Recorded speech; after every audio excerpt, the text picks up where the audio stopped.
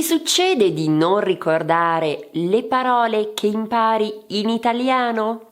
Allora ti posso aiutare perché oggi vedremo 4 elementi fondamentali per aumentare la memorizzazione.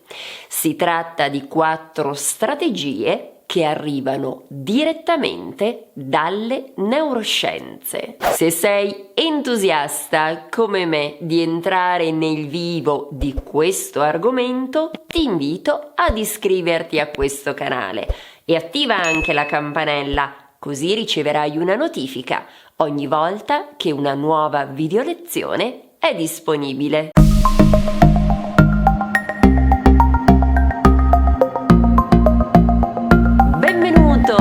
Benvenuta a Italiano con Eli.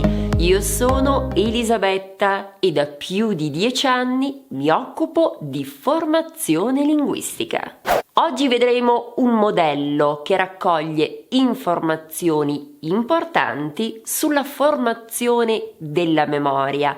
Si tratta del cosiddetto modello AGES. Troverai i dettagli nella descrizione qui sotto. Secondo il dottor David Rock, che ho conosciuto un paio di anni fa in una formazione, se c'è sufficiente attenzione, generazione, emozione e distribuzione, l'ippocampo si attiverà intensamente nella mente della persona che impara. Questo creerà delle reti neurali più profonde che saranno più facilmente recuperabili, ovvero sostanzialmente ricorderemo di più ciò che abbiamo imparato. Ti starai chiedendo, ma che cos'è l'ippocampo?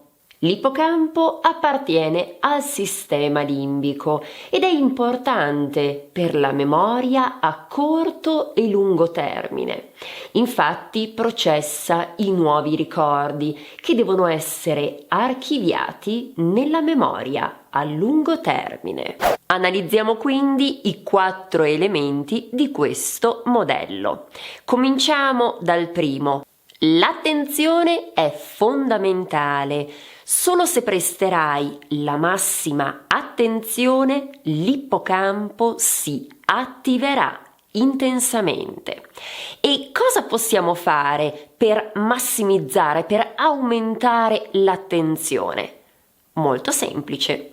Bisogna evitare le distrazioni. In particolar modo bisogna evitare il multitasking, anche perché ormai è confermato che il multitasking non funziona. Solo se presterai la sufficiente attenzione a ciò che stai facendo, l'ippocampo sarà in grado di codificare un nuovo ricordo. Qualche volta i miei clienti mi chiedono di seguire le sessioni mentre fanno altro, mentre per esempio sono in macchina oppure fanno una passeggiata. La mia risposta è sempre no. Perché ho bisogno che loro siano concentrati al 100% affinché le nostre sessioni siano veramente efficaci. Secondo punto, generazione. Sappiamo che l'ippocampo è formato da miliardi di reti complesse di mappe neuronali. Ogni rete neuronale è di fatto molto più densa e fitta dove esistono più connessioni, più associazioni a un ricordo. Infatti, una delle leggi fondamentali per l'apprendimento è la legge di associazione. La questione chiave è quindi la seguente: come possiamo fare in modo che avvengano queste associazioni? Come possiamo favorire il generarsi, la nascita di queste associazioni, di questi collegamenti che fanno sì che l'ippocampo si attivi molto, si attivi intensamente? Devi fare tuo il processo di apprendimento, devi generare il tuo apprendimento. Il concetto di generare il proprio apprendimento è cruciale, sia per la memoria a lungo termine, sia per favorire la creazione di associazioni o collegamenti. Ma che cosa significa in concreto? Significa che devi contestualizzare e fare tuo l'apprendimento, in modo che si creino nuove connessioni, in modo che si creino nuove associazioni. Più elementi personali e reali ci sono e maggiore sarà la memorizzazione. Ricorda che nessuno può regalarti una lingua, te la devi guadagnare da solo, creando un nuovo circuito nel tuo cervello. Devi partecipare attivamente nel processo. Ogni parola italiana deve diventare la tua parola. Ogni regola grammaticale la tua regola.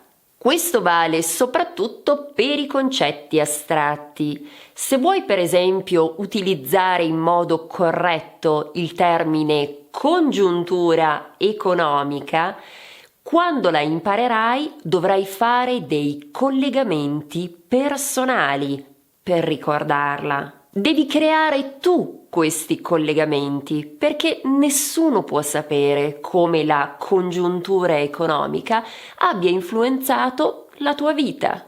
Se confronti ciò che stai imparando con ciò che già sai e con la tua esperienza personale, ci saranno molti più collegamenti, ci saranno molte più associazioni e pertanto la memorizzazione sarà più alta.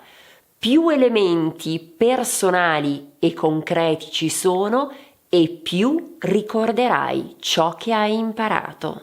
Se ciò che stiamo vedendo ti sembra interessante, ti chiedo di mettere un mi piace, così in futuro creerò altre video lezioni su questo argomento. Terzo elemento, emozione. L'emozione aiuta l'apprendimento e favorisce la memorizzazione. Se io ti chiedessi che cosa stavi facendo il giorno 11 settembre 2001, mi sapresti rispondere, vero? Certo, perché l'emozione cattura la nostra attenzione e può anche attivare l'amigdala.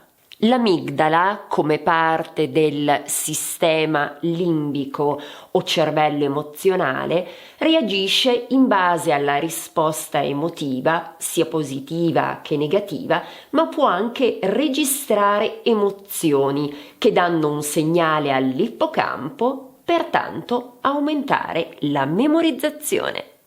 Passiamo ora all'ultimo punto, che in inglese è spacing e in italiano distanziamento. Molti studi hanno dimostrato che distribuire l'apprendimento nel tempo aumenta la memorizzazione a lungo termine. Imparare sul lungo periodo è più efficace che non imparare in un breve periodo, magari durante un corso intensivo.